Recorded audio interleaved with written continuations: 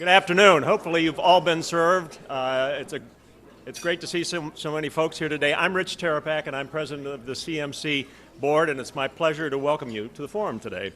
In case you haven't done so, as Jane pointed out earlier, put your phone in whatever capacity you can that you can still tweet, but we don't hear anything about it. So remember to do that because it can be sort of annoying. Before we get started today, I want to talk about some of the things coming up in the very near future, as in tomorrow and the day after. It's a busy week for us. We have 3 events this week. Tomorrow we have the Harrison Smith Legacy, Bill Smith Legacy Forum, and we're featuring the nationally known artist Brian Toll, who is the guy you've seen some of the preliminary sketches for some of the public sculpture that they're planning down by the river front. Also, please make a reservation for the annual holiday party and the not-so-silent auction. It's called the Jingle Mingle. It'll be held at the Columbus Museum of Art from 5:30 to 8:30 on Thursday. Members, it'll cost you $35, but you can bring along 3 friends. So if you want to entertain inexpensively, sign up. You can find information on those forums and all our forums at our website, columbusmetroclub.org, and in the program. Take a program with you, leave it someplace obvious in the office or on a stand at the coffee shop or something like that so other folks can see all the good things that we have going on.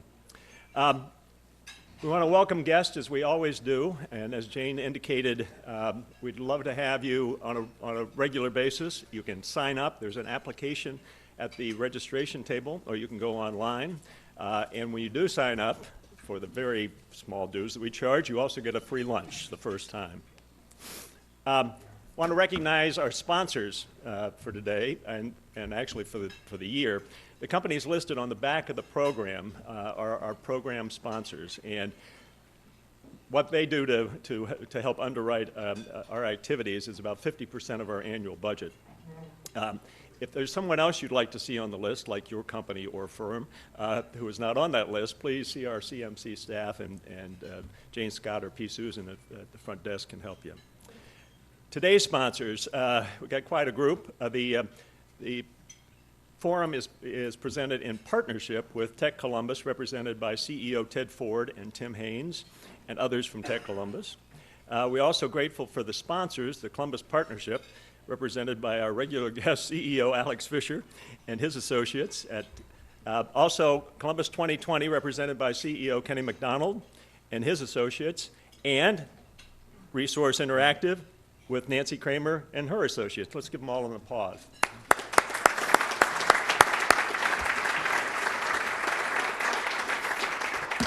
Thank you, one and all.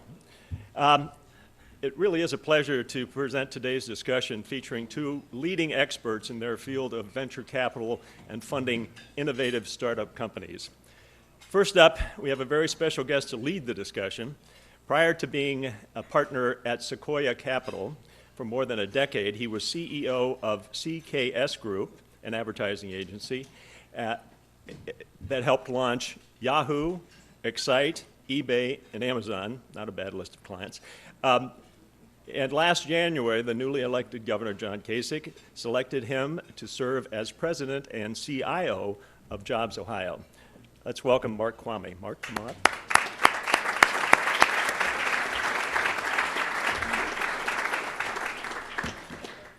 And our speaker also joined Sequoia in 1986 after working as a reporter for Time magazine.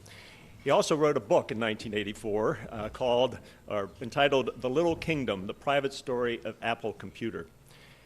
His internet company investments include, listen to this list, Google, Yahoo, PayPal, Apple, Cisco, Webvan, YouTube, eToys, and many others.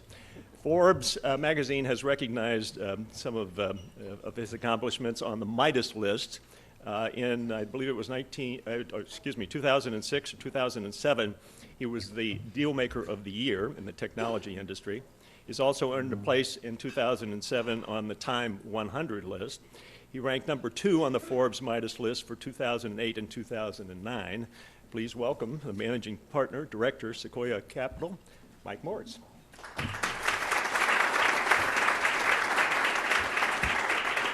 And the little accent is he's a native of Wales. Well, thanks very much for having us here today. It's a real pleasure to sit up here and talk to Mike. I thought what we do is I'm going to do my best Charlie Rose impression, and you guys can all grade me at the end. But I'd like to start with something, as many of these folks here know. I got a degree in French and ended up in Silicon Valley because that's where my parents were. You got a degree in history from Oxford. Well, he says he got a degree in French. I can't speak it, but you got a degree in history at Oxford University. What led you to Silicon Valley? So I grew up in Wales, and then was lucky enough to get admission to Oxford, and this was Britain in the 1970s. In the early 1970s, when there were gas strikes and coal strikes and all sorts of strikes, and it was pretty bleak and miserable. And I just got a bee in my bonnet about coming to live in America, having no idea beyond books and movies and music that permeated the beaches of South Wales. Really didn't know anything about America. I'd been here once working for a few weeks, but just decided there was more opportunity here. And so I came to America in 1976, and without actually knowing anyone in America, and just with no plan, and no grand plan whatsoever. And one thing gradually led to another, and it eventually led to Columbus, Ohio. Well, let's talk about that a little bit. I actually came across you for the first time in 1982 in a subway train in Paris, France. Didn't meet you personally, but I read I was working at Apple Computer, and I read an article about Steve Jobs that you wrote. That led also as part of your book, The Little Kingdom. Tell us how you got to Silicon Valley and got to know Mr. Jobs and that whole process.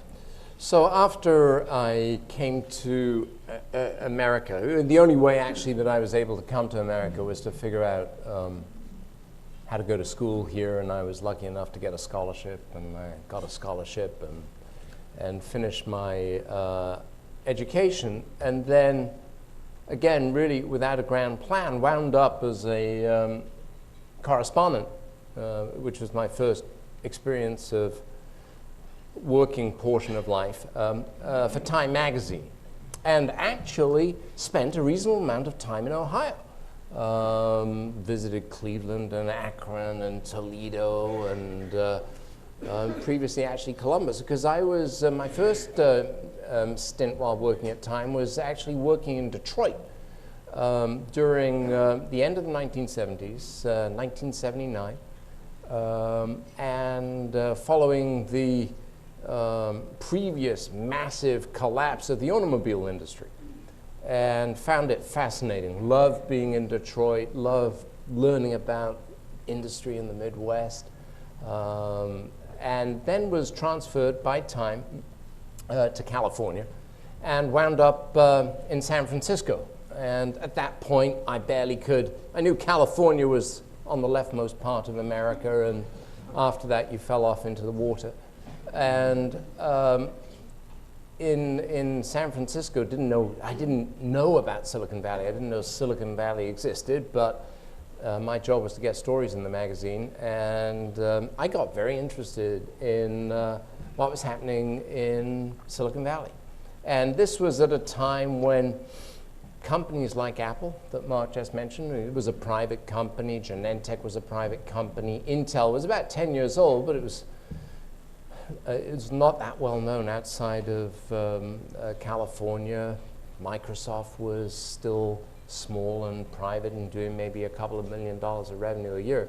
And I started getting interested in these companies, started writing about them, met some of the people running the company, some of the founders of the companies, and then eventually met the people surrounding the companies, the lawyers and other supporting services, including people in the venture capital industry, and which is how I wound up at Sequoia. But at Time magazine, to answer Mark's question, I started writing about Apple and became, this is a long time ago now, this is 30 years ago. And this was just after, most of you probably, or maybe here in California, a lot of people don't remember the time that Apple was relegated to being a footnote of the personal computer industry. But back then, at the time that Mark was alluding to, IBM had just entered the personal computer industry, and Apple was considered to be a company in considerable peril. But I had met both the Steve Wozniak, and obviously the far better known and now very, very sadly departed Steve Jobs. And I was telling somebody this last night at dinner, is the only person that I've ever met in my life that I felt compelled to write a book about. And I was very interested, not in the stuff that was known publicly in 82, 83 about Apple when it was already a public company, but in the first 48 months of the life of that company when nobody knew about it, how it had come into existence, what stimulated it, all the odd stories that inevitably surround a little company that is trying to become far bigger. And eventually, as Mark said, that became a book that he had the misfortune of encountering on the subway in Paris. By the way, if you haven't had a chance, do read The Little Kingdom. You republished it. It's in print again, right? It is. It's downloadable everywhere. But it's a fascinating story and about what happened in the early days. And that's actually a good segue into, as you said, becoming a venture capitalist. One of the words that you like to use a lot when you're looking at entrepreneurs, and you said it here a little bit here, is humble beginnings. Tell us about humble beginnings. It's humble beginnings. On the whole, there are obviously examples that are contrary to this.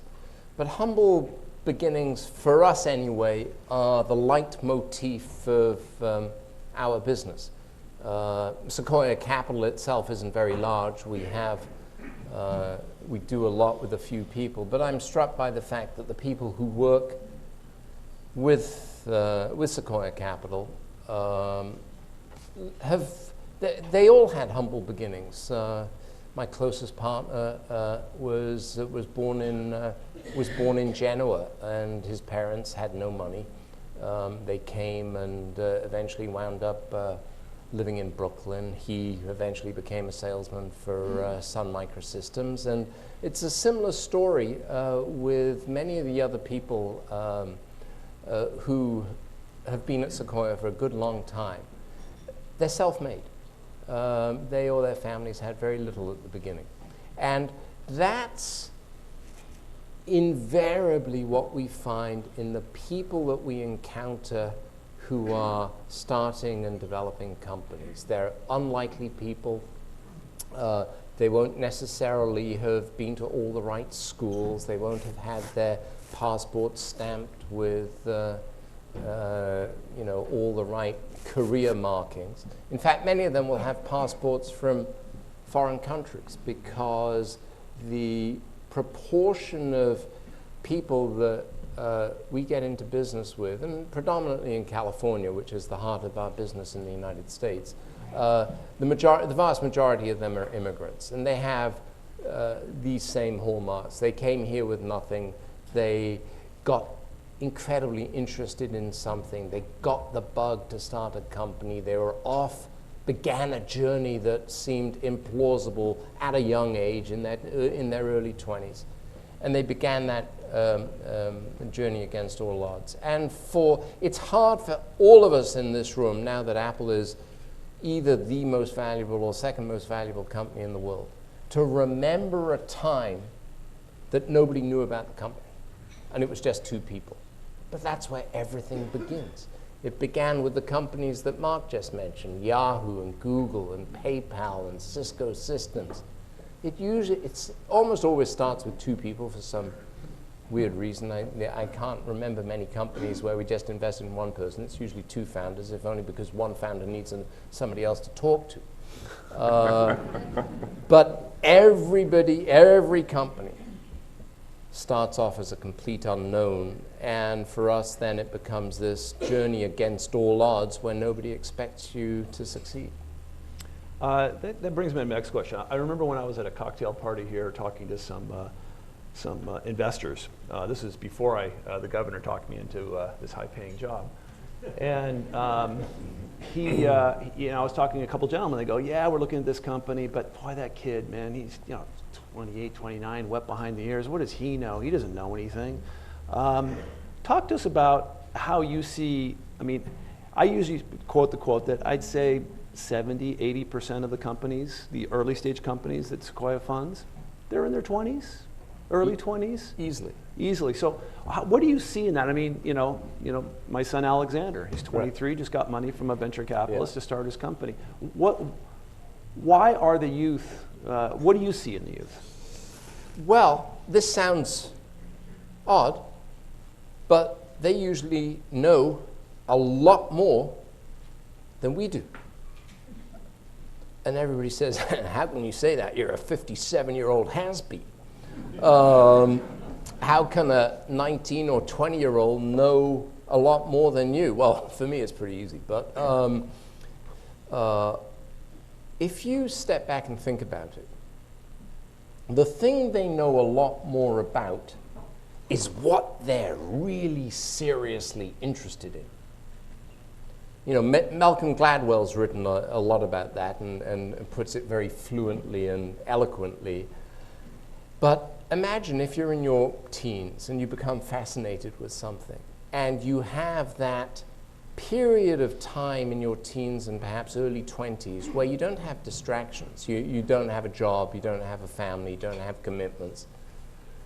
And you can afford to indulge your passion. Your passion can be Bill Gates, circa 1973, figuring out how to write programming languages for microcomputers. It could be Steve Jobs and Steve Wozniak thinking about how to build single-board computers. It could be Chad Hurley or Steve Chen, the founders of YouTube, trying to figure out how to send video to one another. It could be Max Levchin, this incredibly wonderful Ukrainian mathematician who was one of the co-founders of PayPal, trying to figure out how to move money between mobile phones. Well, all of these people in their particular spheres had thought a lot more, thought far more deeply about that particular topic than any of the rest of us. They may not have known a lot about other stuff.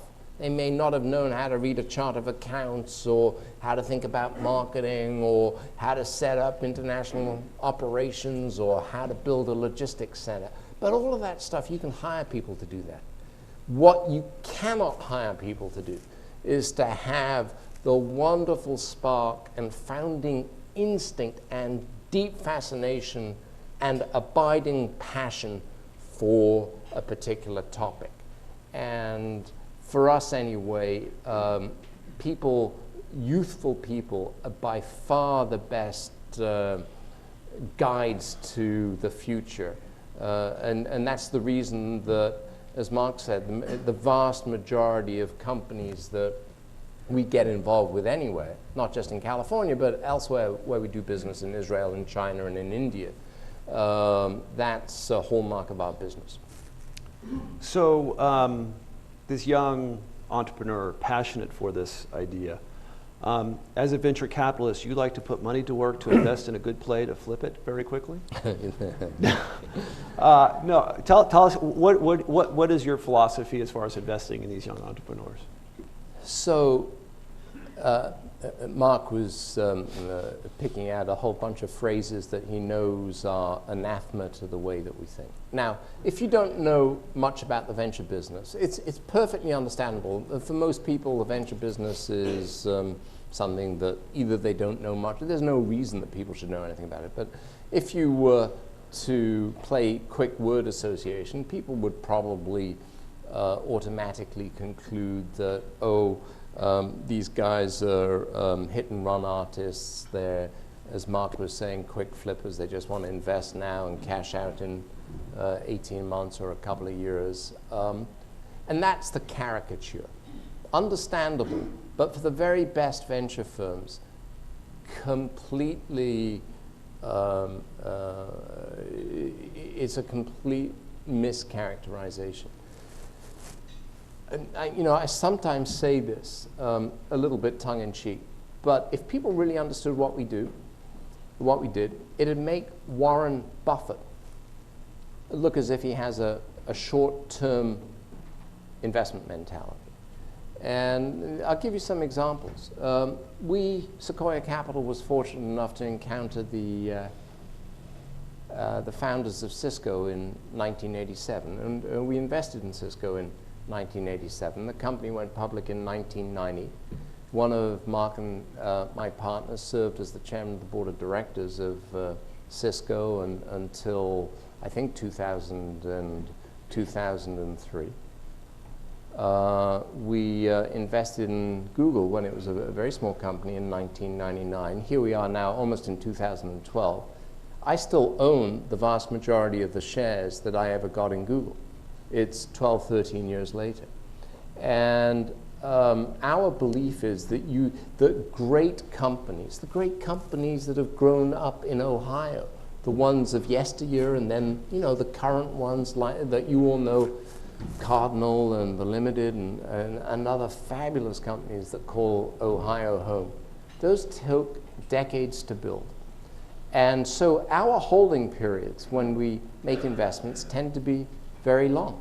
And we can afford it. We just don't think you can't, value doesn't magically assemble itself within 12 months or 18 months. And even when a company goes public, even though the companies obviously today are going public way later than they, on the whole, way later than they used to 15 years ago.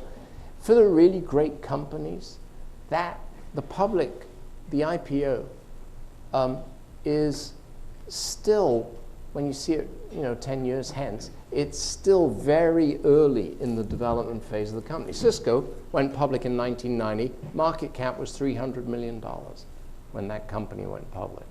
We have another company that, again, I have owned shares in probably now 23 years, a company called Microchip Technology. It's a semiconductor company. No reason that you should know about it, but it's a beautiful, wonderful business run by the same incredible guy who was running it in 1987. He's just developed a business over 25 years. And now, I don't want to paint myself completely as, we're not the sort of male equivalents of Joan of Arc here. There's an element of opportunism to our business. And obviously, there are very few great businesses. And some businesses over time, that the best thing to do is to sell them because circumstances have changed or the products are late or things have just disappointed. That happens. But for the great companies that come along, you want to hold them for decades. One thing that I've commented on quite a few times here is the lack of venture capital in Ohio. The Columbus Dispatch reported in 2010, venture capital about $150 million total in the whole state last year. Mm-hmm. What role do you think venture capital holds for job creation, for company creation, for doing the things that you do? Where do you put venture capital in the things that the Sequoia Partnership and the other folks up and down Sand Hill Road do? What value do they create? So Sand Hill Road is a road near Stanford University where there are a whole bunch of different venture capital firms. It's hard to answer Mark's question without appearing boastful. And I am very happy all the time if a company is successful, the founder, the entrepreneur deserves 110% of the credit. But for me, the test is whether or not Sequoia Capital ever contributed anything is to go back to the founder, pretty much, and sort of rhetorically pose the question, well, what have we been able to do for you? And when we invest in a company, we invariably will tell the founder, what we want, partly because it makes our whole pursuit in life worthwhile, partly because it's good for business. What we would like from you 10 years from now is to say that one of the very best business decisions you made in the evolution of your company was to choose Sequoia Capital as your business partner. Which means that we've done a whole bunch of things for him or her along the way, and they invariably revolve around just a few things. If you're a little company starting off, it is very, very hard for you to get customers. You have no credibility. Who would ever think of buying a computer from a company with a joke little name from Apple? When we invested in Cisco, the products were about to get thrown out of their early customer, Hewlett-Packard, because they were unreliable. One thing that we can do is help get a little company customers. We can't get the purchase orders, but we can always get in to see the people who make the decisions to purchase products, which little companies by themselves usually have a very tough time doing. Second thing that everybody needs are people.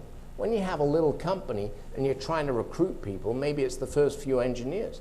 They're like the customers. They're very skittish. They've never heard of this company. They don't know if it's going to be around. They don't know who the founder. There's no credibility. I cannot begin to tell you how often we are involved helping to close the first 3, 4, 5, 6 engineers. I'm involved with a little payments company in California right now. We have 14 people. I've talked to 12 of them as we've recruited them into the company to help close them and get them into the company.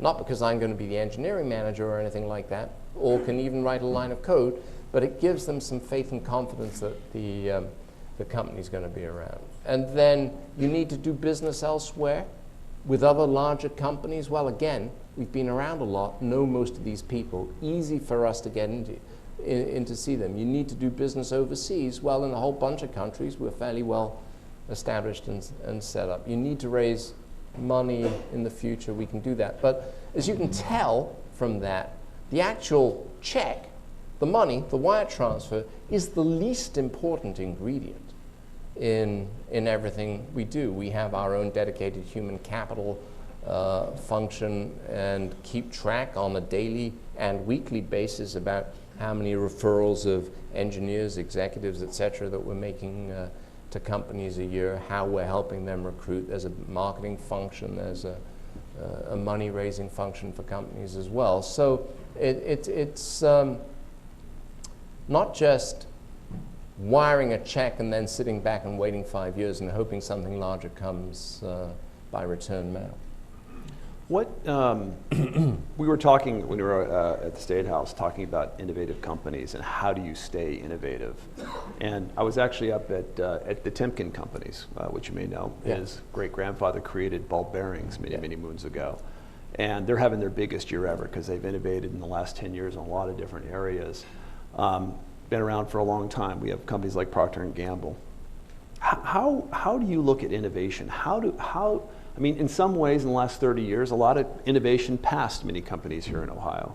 How do you look at what's happening in Silicon Valley, and how can you bring that sort of innovative culture to the Midwest or to wherever it may be? But I don't necessarily know how to import. All I can do in answer to that question is explain how we think about it. And I'll start with Sequoia Capital itself, because I worry about this all the time.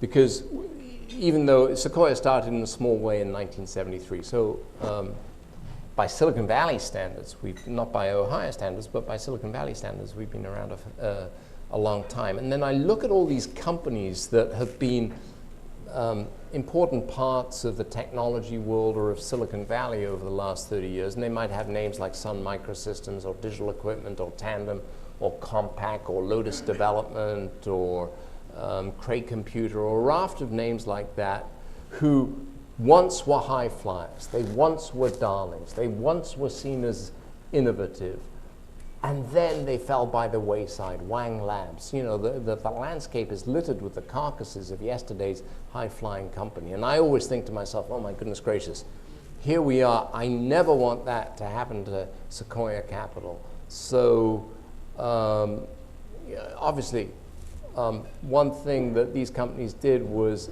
not worry about competitors, not worry about changes in the marketplace, get too complacent, not work hard enough, not be hungry enough. All of those sorts of things that's very easy to say. They all sound like very convenient sound bites you can extract from one of these how-to business books, but they're very, very, very difficult to implement in practice.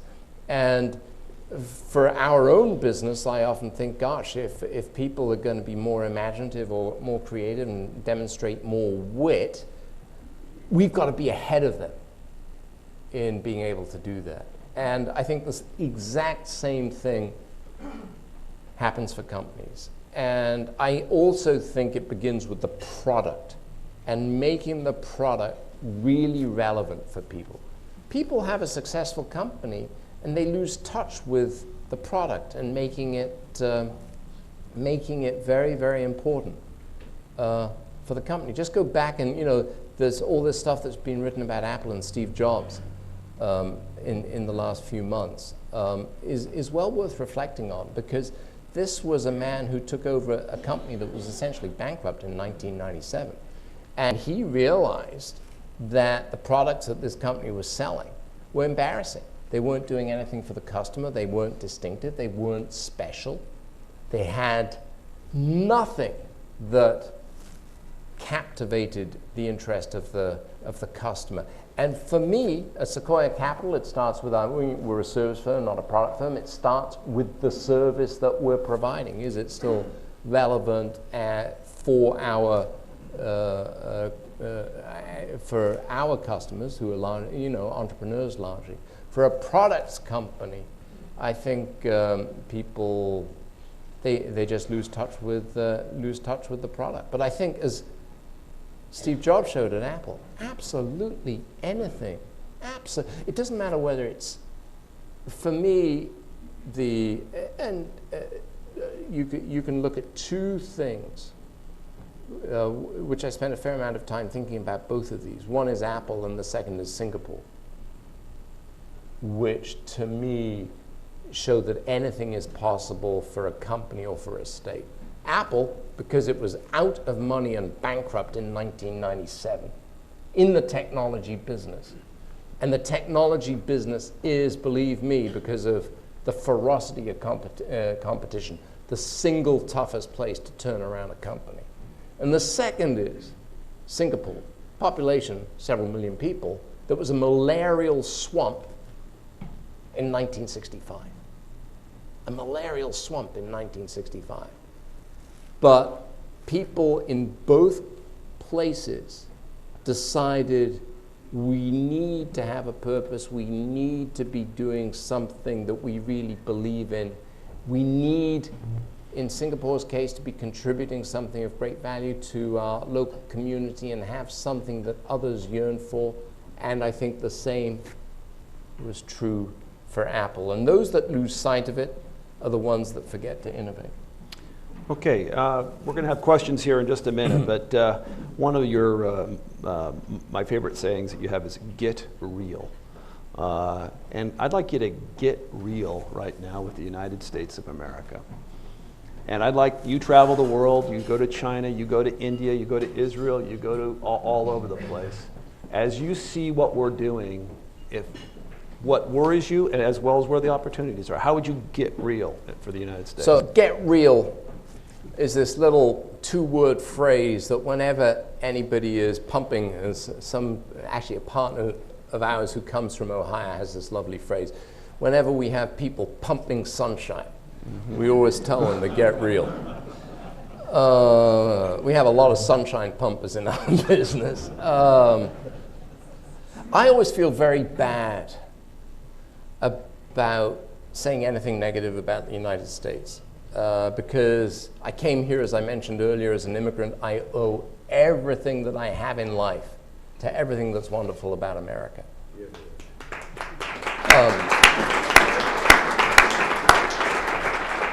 I'm an American citizen. I think of myself as being pretty actively engaged these days in sort of civic discourses and things. And so I always feel jittery about when it comes to being plain spoken and direct, because there are so many wonderful things that are evident here. But if you really want to understand America, Menlo Park, California, and Columbus, Ohio, is not the place from which to view America. You want to go to Mumbai, you want to go to Saigon, you want to go to Shanghai and Beijing, and from there, you get a very different perspective about America. And I grew up in a country that I left because it had become slow-moving, resting on its laurels.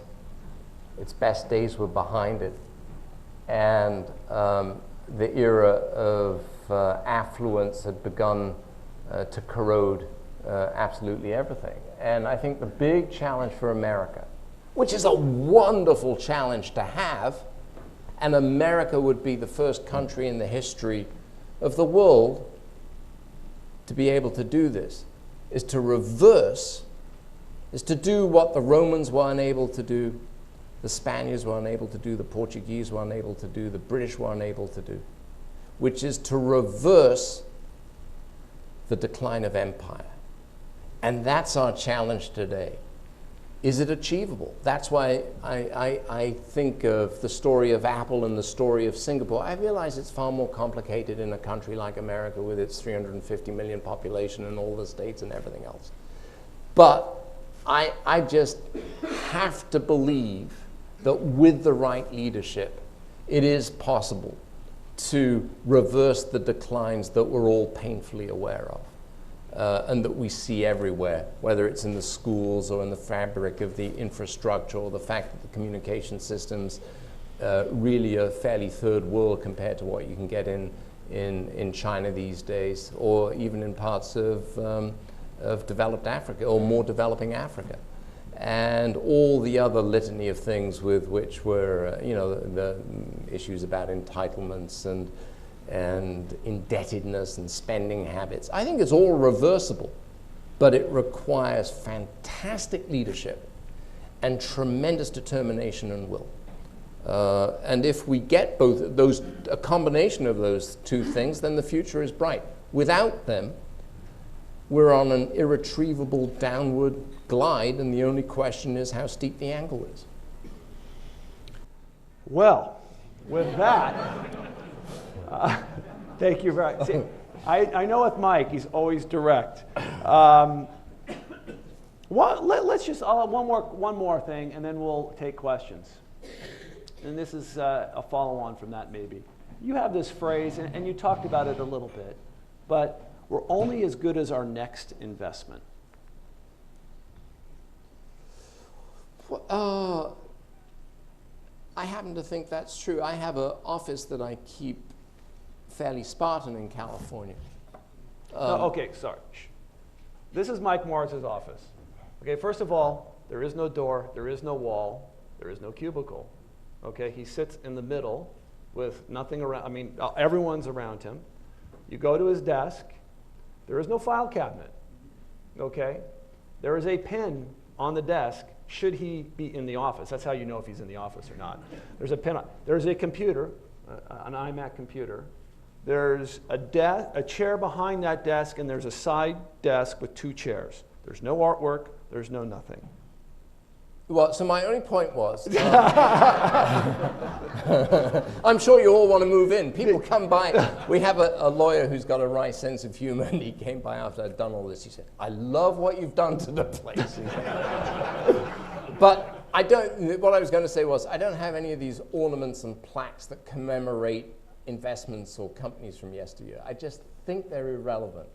And it's about the past, and it's about, I was at Hewlett-Packard the other day, walking around, and they've got a museum, which is very touching. It's really interesting. They've got all these old oscilloscopes and computers and these wonderful calculators from 1971. Fascinating. They should not be in the company if you're thinking about tomorrow. And they should be in a museum someplace off campus or off the premises. And that's the way that I think about our own business. I think, and it's what I was alluding to earlier, I think if we don't stay ahead of everybody else, gradually, it's the story of every company that began to go down. Unless you keep that fire up and keep worrying about losing tomorrow, you'll never reap all the wonders and benefits that come from tomorrow, which is why we try to, obviously you want to learn from the past and not repeat the mistakes from the past, but you never, from my point of view, want to roll in relish in past triumphs. So with that, any questions from the audience? Please come up to the mic here. Keep them short and sweet, as we are on television as well. Sir. Good afternoon. I'm Jim Rutledge from the law firm of Bricker and Eckler. Welcome to Columbus. Michael, we were chatting beforehand, and you said your 23-year-old son was your greatest critic. What have you learned from your son? What lessons has he taught you? Oh, he has helped me communicate, and I think also every individual is like this. You never think of the effect that you as an individual have on another person. Thank you. Next question. Boy, people in Columbus are that shy? Come on, I'm gonna call Doug Price to ask a question. If it, yeah. Can I ask a Alex, why don't you ask a question? I'll do it from here. So we as a community have 125,000 college students moving around today.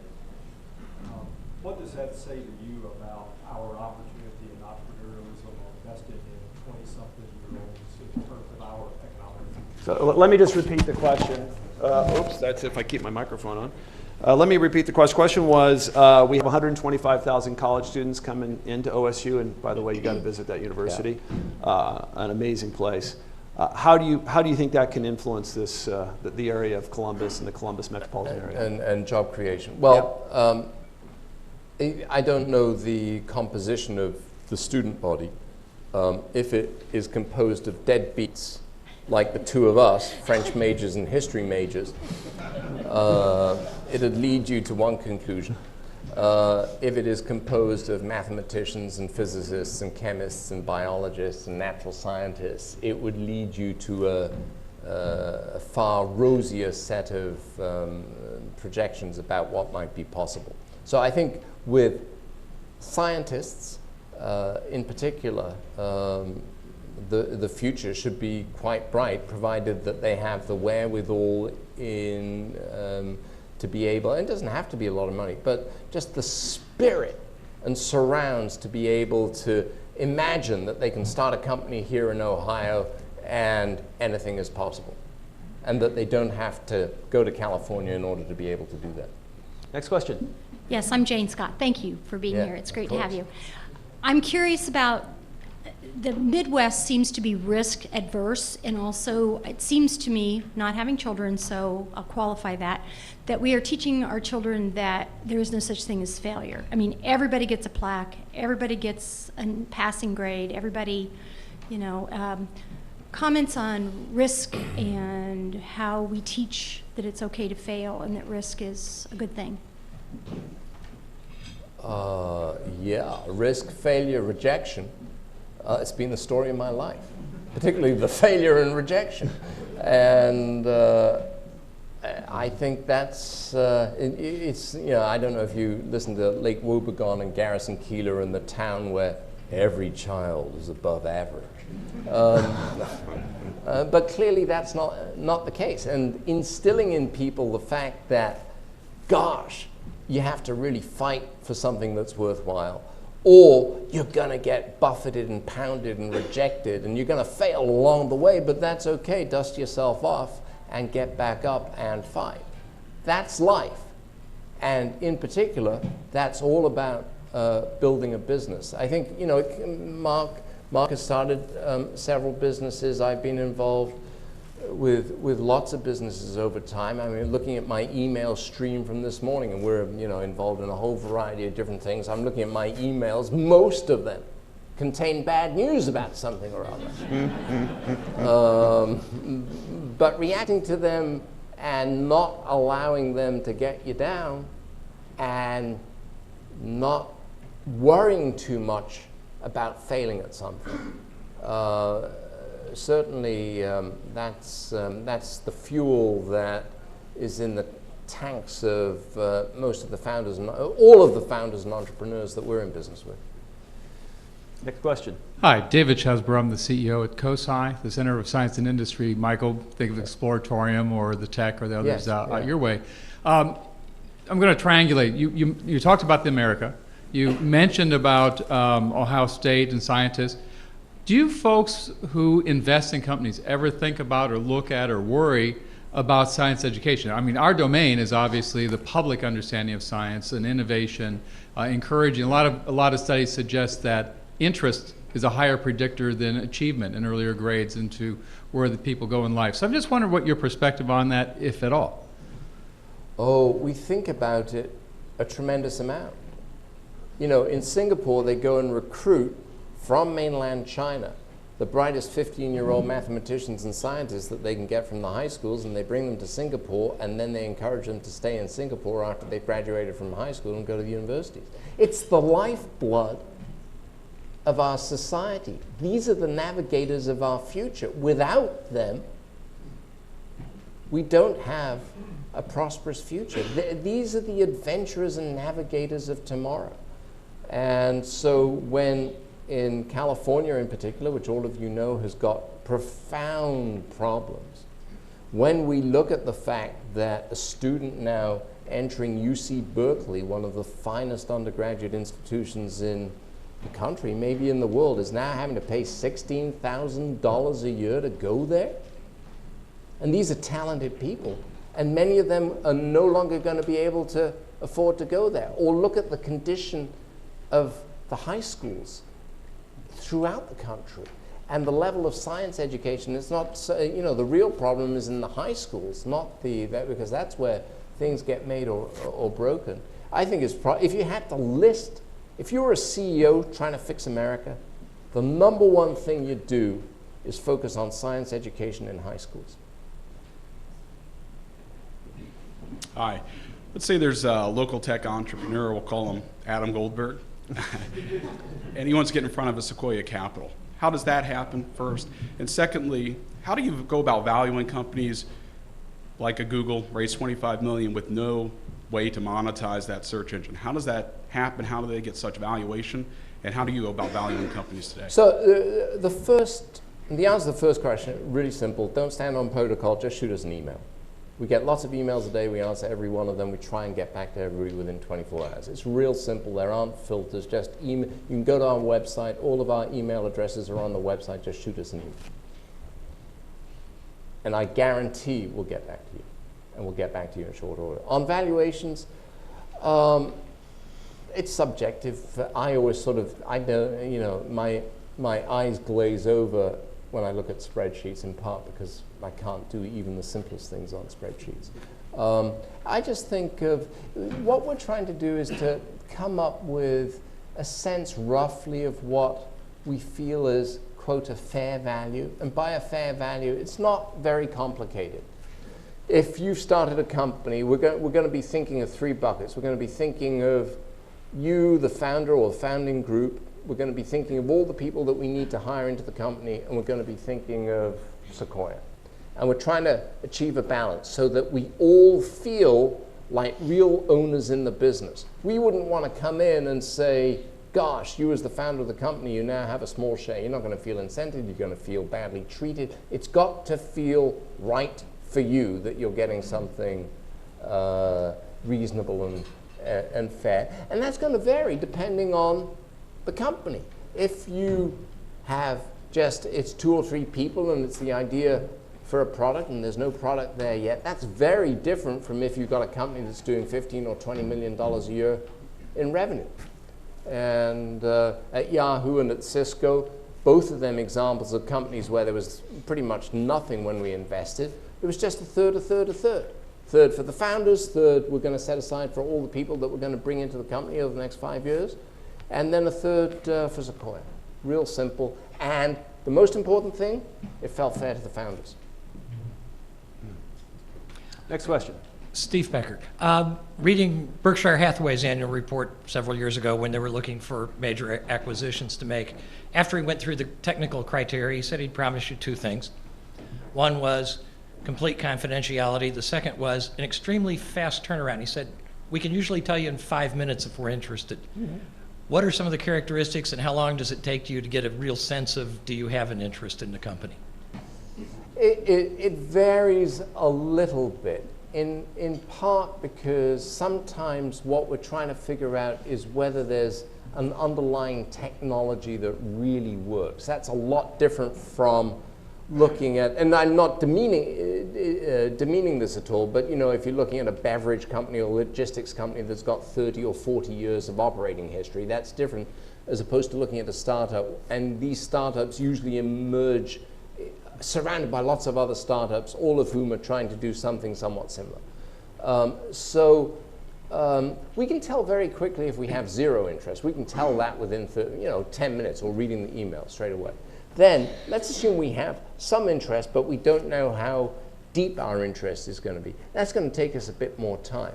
And if we're then, think about it this way, particularly in the venture business, we want to be very careful and purposeful about where we elect, not to invest the money so much, but where we're going to invest our time. Because as I was saying earlier, this can be a 5-year, 8-year, 10-year commitment. So we want to do as much as possible to get it right. So usually let's assume that first email piques our interest. From there to when we actually make a decision will probably take us 30 days. Okay, last question. Thank you. Roger Blackwell. As a person who observed Steve Jobs with more depth than most and certainly more length than most, what would you say would be traits of his that other entrepreneurs could or should emulate, and which traits should they avoid? It's a wonderful question, which probably is the topic of a book in and of itself. And obviously much has been written about Steve's difficult and mercurial personality. But on the whole, I think people who do unusual things, they're not saints. And whether it's true, that was true obviously about Steve, but it's true about a whole load of other business leaders that all of us could identify with as well. And leaders in any role. It's a difficult thing to lead an organization as a saint every single day. But there are many lessons of things that Steve had. I think he had zero distractions in his life. It was just Apple and his family, and he kept everything else to one side. He wasn't distracted by all the other sorts of things that distract people. He understood that doing a few things, just a limited number of things, better than anybody else, was much better than doing a lot of things about the same as everybody else. He understood that customers are usually wrong. If you ask customers about what they want, they usually won't get it right. And there are many more such examples. I think there are probably 10 or 15 of those sorts of lessons that you can take away from Steve that would be as good a guide to what you need if you're thinking about starting a company as any 500-page manual. Great. Thank you very much.